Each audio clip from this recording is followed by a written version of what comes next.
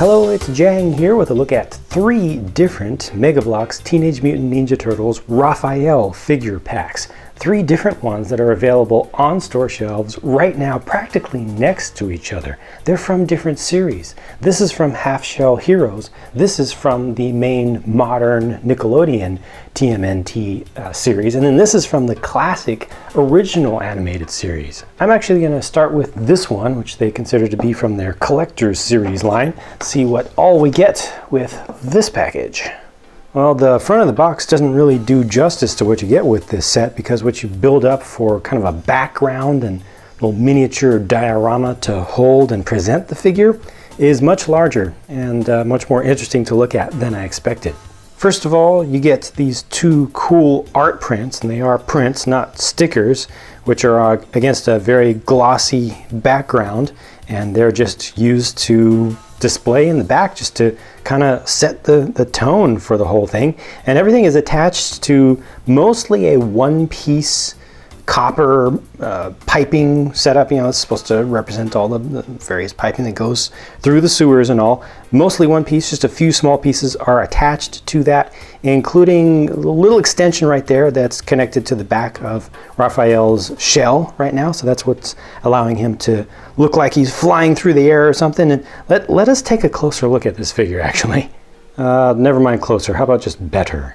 Yeah, that'll work. So very, very close approximation of the 2D animated version of an original Teenage Mutant Ninja Turtle. I mean, they really got the shaping of the legs there, you know, the chunkiness is approximated well, even though this is one of those super articulated Mega Bloks figures that has the double axis joints up here in the shoulders and in the elbows, and they actually have double axis joints in the knees, and then they did double axis joints for the hips rather than going with what they've done with some other series of putting ball joints in here. They actually went with like shoulder joints, so your legs are able to splay completely. You can turn them around this way, and then look at this, you can bring them out almost a full 90 degrees like so. And there's also a little bit of foot articulation where you can rotate the foot around. What? That's new for something of this size. That's fantastic. Look at that. The arms can go straight out and you can rotate them around. Of course, the hands have independent wrist articulation just a little bit as well, you know, just on one single axis. The head is on a ball joint, so you can turn that fully, and you can also get a little bit of extra expressiveness by kind of tilting it to the side or bringing it down as you like. And as you can see, as long as it's attached to one thing, you're able to get them to stand up. So there's all sorts of posing that you can do with this. The bands, so the coverings over the knees and the wrists and the elbows, are all silicone rubber, the same type of stuff that Mega Bloks used for their Assassin's Creed figures. So these are able to slip around. You can kind of move them over the joints to hide the joints better when it's just being posed, but they very seamlessly move out of the way when you want to do even more posing. And then you can also take the mask up. Not the greatest look right there, but it is something that you can do if you want to. And he's got his exclusive sash on the front. And looking at the back of this one, also has the metallic shell. That's a pretty nice little paint job that they put on there. Hopefully fairly durable. You know, won't chip off too easily, but I haven't been able to test that. You'll have to wait for more community feedback about that. But overall, just I think a pretty fantastic figure. Even just taking the character out of it, taking the Teenage Mutant Ninja Turtle series out of it, just as a micro action figure, it's very nicely done. But then you bring in the authenticity and how good it looks compared to the original. Yes, excellent. Also, at the base of the stand, they have a manhole cover there, which has the 3-wide spacing for the 2 studs. So that's used as a figure stand here in place of the plain black ones. And there's also this one single shuriken, which seems to have embedded itself into there. I didn't realize that would actually fit into there, but that one is included just randomly with the set as well. Now this is the skate training set from the Nickelodeon animated series line, and if it seems like it's more for younger kids, that's Because it is. It says right on the box, this is targeted towards kids 5 and up, whereas the Collector Series one is for folks 10 and up is, the intention. It's just a number on the box, but it kind of shows you what they're trying to do. The figure here is completely different. Obviously it comes with a skateboard, and the skateboard can roll around. It's got just a little bit of ramp there. You can just imagine kind of grinding off the side. Helps that he's got the size attached to the skateboard. Of course, you can remove those, and yeah, they are different size. They're actually larger in size with a Z. So let's take a closer look at this figure now. Obviously, the graphic style is intentionally different to match, what's going on with the animation itself. It's too bad that the eyes always look off to one side like that. They're really pretty extreme in turning off to the side, but fortunately, you do have a ball joint for the neck, so you're able to turn the head around quite a bit. But he's trying to make it look like he's always on the move.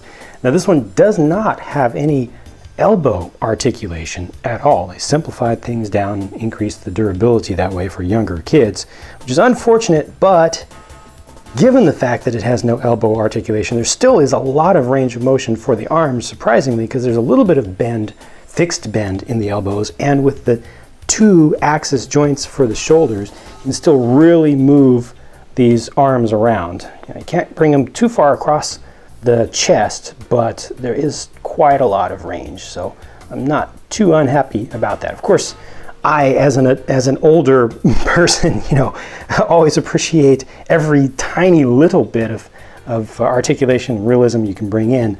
But I think for the youngest kids that this is designed for, this is still going to be pretty fun to play with. It has ball joints for the hips, and then it has knee articulation, so you're still able to get some kicks in. It's not able to go quite as far as the Collector's Series version, but it's pretty far. It's pretty good. I mean, that's a pretty high action pose right there like that. So that's pretty good. And it has such large feet that you're very easily able to get it to stand on things or to stand on just one single foot at a time. And it's got the strap going around the back so you can attach the sai there, and a attachment point on the shell so you can attach things to that, or you can also attach it to things for kind of flying poses.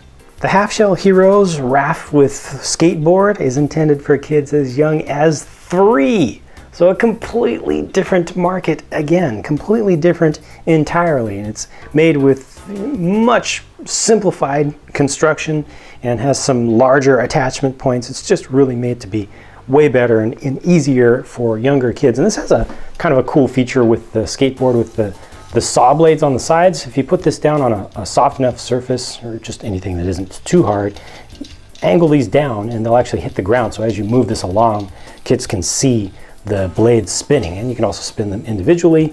You've got clear wheels here, which I think look pretty cool. This uses a combination of the Mega Bloks normal size of connection points and these larger ones, which are 2 times larger in every dimension. So it's actually compatible. You can put the more older oriented bricks down on top of these and they'll actually connect. It's kind of an old innovation from a company called Kitty Craft that first did that in the 1950s, and they're still holding on to it here. And like I said, the figure, super simplified, still has the ability to articulate on multiple axes, and actually a little bit different here with the ability to move the head up and down, and then just the arms just have a single joint each up and down. They hold on to things of the same size as the other figures, just the bar size.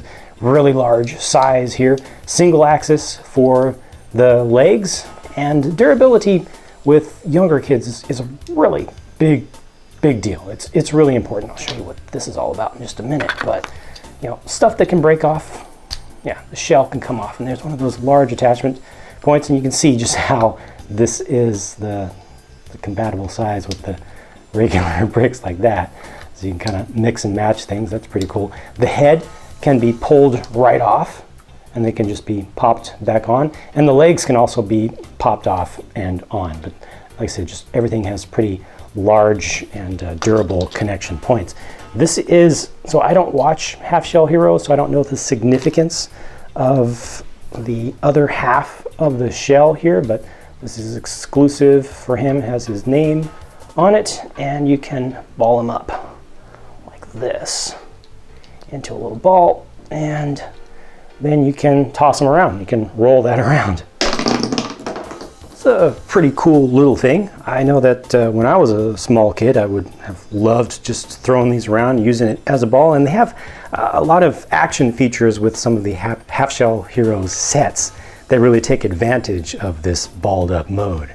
So there are the 3 sets together, and I am totally biased, absolutely 100% completely biased towards the Collector Series version for a couple of reasons. First of all, I grew up in the 80s, so this is much more familiar to me and a bit nostalgic just from the original source material it's based on.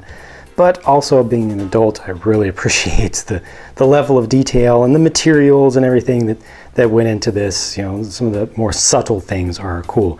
The one in the middle, for kids 5 and up, I think, in my opinion, is actually the weakest of the 3. I mean, it's fine.